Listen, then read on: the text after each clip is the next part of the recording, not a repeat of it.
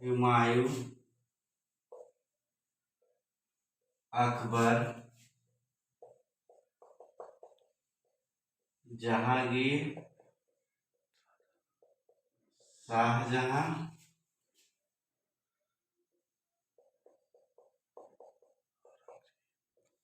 औरंगजेब, और ये हो गया मोहम्मद शाह रंगीला। ठीक है, देखिए बाबर हो गए मुगल वंश के संस्थापक। बाबर को मुगल वंश का संस्थापक कहा जाता है। हुमायूं मुगल शैली का संस्थापक। बादशाह अकबर मुगल चित्रकला का संस्थापक। ठीक है, अंतर ये है, देखिए शैली जो है स्टाइल शब्द से निकला है, ठीक है ना, और जो चित्रकला है वो मिश्रण है, क्योंकि ईरानी और राजस्थानी जब मिक्स होता है तो मुगल चित्रकला का जन्म होता है। और मुगल शैली का मतलब ये है कि जो हुमायूं के शासनकाल में जो चित्रण हुआ है वो पूर्णतः ईरानी शैली में है। बस अंतर इतना है कि हुमायूं के शासनकाल में जो चित्र बना है उसमें जो स्त्री पुरुष जो कपड़े पहनाए गए हैं वो भारतीय ढंग के हैं, उसपे उस वस्त्रों पर कश्मीरी शैली का प्रभाव है वस्त्रों पर। ठीक है, बाकी जो आकृतियां बनाई गई हैं वो पूर्णतः ईरानी शैली में है। ईरानी शैली, ईरानी चित्रकला नहीं कहेंगे, ईरानी शैली। बात अलग है कि मान लिया जाता है शैली को और चित्रकला को एक, लेकिन डिफरेंट है ये। मुगल चित्रकला का संस्थापक अकबर है, ठीक है ना। और इसके साथ साथ ये भी है, ये उसको क्या बोलते हैं, हाँ,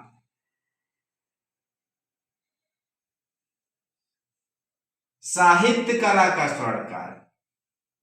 अकबर के काल को साहित्य कला का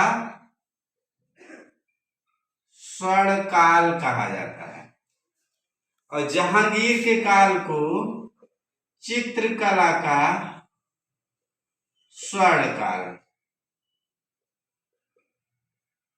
और शाहजहां के काल को स्थापत्य कला का स्वर्णकाल। कुछ लोग ये भी कहते हैं कि जो शाहजहां का शासनकाल है वो पूरे मुगल वंश का स्वर्णकाल है, जबकि मुगल वंश का स्वर्णकाल, मुगल वंश का स्वर्णकाल अकबर है। कुछ लोगों का अपना मानना है। औरंगजेब के शासनकाल में सभी कलाओं पर प्रतिबंध लग गया था, ठीक है ना। और मोहम्मद शाह रंगीला के शासनकाल में मुगल कला बाजारू हो गई थी, मुगल कला बाजारू हो गई थी।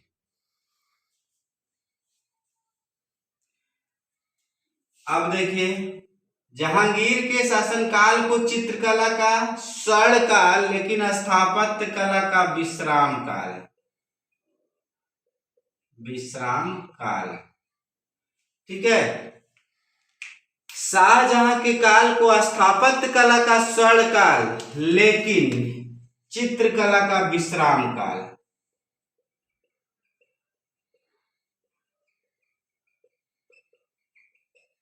ये याद रखिएगा, नहीं तो कंफ्यूजन होगा अगर इस तरह से प्रश्न आया तो। देखिए ललित कलाएं कितनी है, ललित कला 5 है,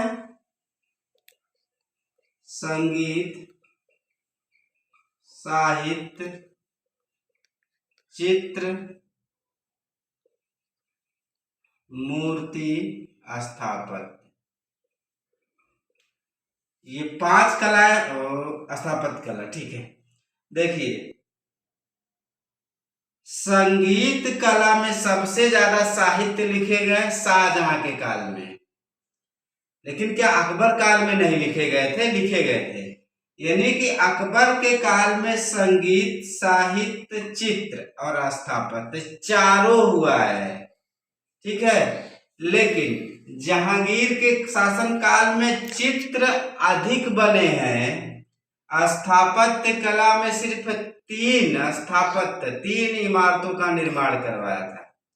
शाहजहां के शासन काल में स्थापत्य कला का निर्माण तो सबसे ज्यादा हुआ था और संगीत कला पे सबसे ज्यादा साहित्य लिखे गए थे। तो सिर्फ ये 2, स्थापत्य और संगीत, चित्रकला को उतना जहांगीर ने संरक्षण नहीं दिया था जितना जहांगीर ने दिया था, लेकिन फिर भी शाहजहां के शासन काल में चित्रकला में अवगुण आने लगा था और चित्र भी बनाए गए थे। उतने अच्छे चित्र नहीं बने थे जितने कि जहांगीर के शासनकाल में बने थे। लेकिन इन 5 ललित कलाओं में सबसे ज्यादा कलाओं का निर्माण अकबर के शासनकाल में हुआ है। तो शाहजहां के शासनकाल को मुगल कला का स्वर्णकाल कैसे कहेंगे? और एक विशेष बात देखिए, जब अकबर बादशाह बनता है तो यहाँ पे क्या होता है कि राजस्थानी ईरानी शैली मिक्स हो जाती है, और जब जहांगीर आता है तो ईरानी शैली समाप्त हो जाती है, यूरोपीय कला का प्रभाव स्पष्ट दिखाई देने लगता है। अब कोई डाउट?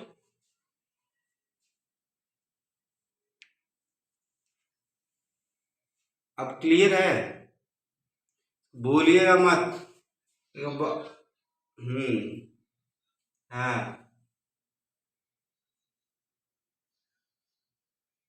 हाँ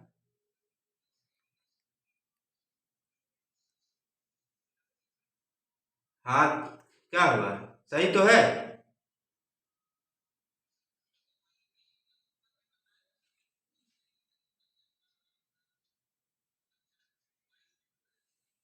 अरे भाई, हुमायूं का शासन काल था का, हुमायूं चित्रण थोड़े नहीं करता था।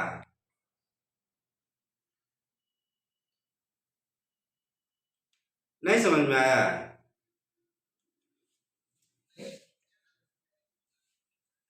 देखिए, जब बादशाह की बात करेगा, ठीक है ना, तो हुमायूं होगा। जब चित्रकार की बात करेगा तो अब्दुल शाह समद सिराजी होगा।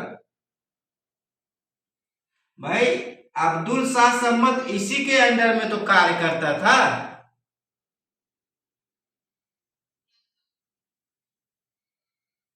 जब ऐसे प्रश्न आएगा, सुनिए, जब ऐसे प्रश्न आएगा तो उसमें या तो बादशाह का नाम होगा या कलाकार का नाम होगा।